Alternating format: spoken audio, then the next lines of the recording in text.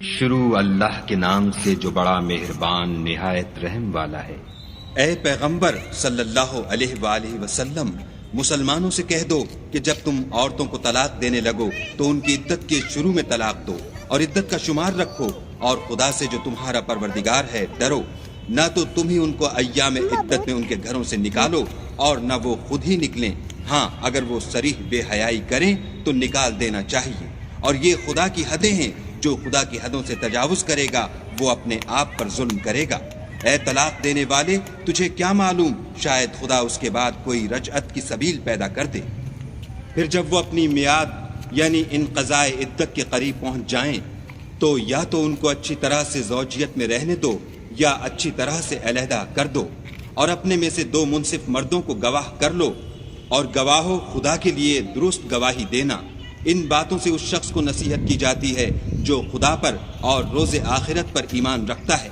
اور جو کوئی خدا سے ڈرے گا وہ اس کے لیے رنج و محن سے مخلصی کی صورت پیدا کر دے گا، اور اس کو ایسی جگہ سے رزق دے گا جہاں سے وہم و گمان بھی نہ ہو، اور جو خدا پر بھروسہ رکھے گا تو وہ اس کو کفایت کرے گا۔ خدا اپنے کام کو جو وہ کرنا چاہتا ہے پورا کر دیتا ہے، خدا نے ہر چیز کا اندازہ مقرر کر رکھا ہے۔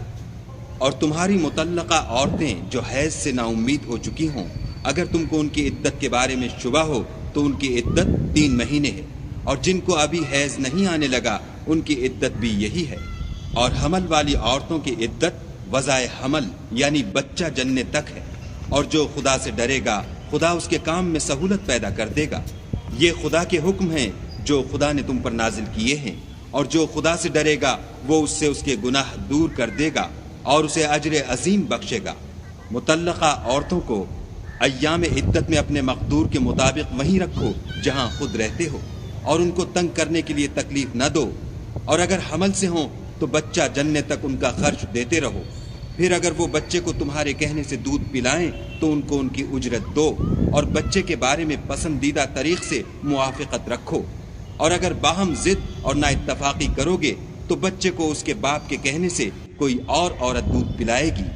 صاحب وسعت کو اپنی وسعت کے مطابق خرچ کرنا چاہیے، اور جس کے رزق میں تنگی ہو وہ جتنا خدا نے اس کو دیا ہے اس کے موافق خرچ کرے۔ خدا کسی کو تکلیف نہیں دیتا مگر اسی کے مطابق جو اس کو دیا ہے، اور خدا ان قریب تنگی کے بعد کشائش بخشے گا۔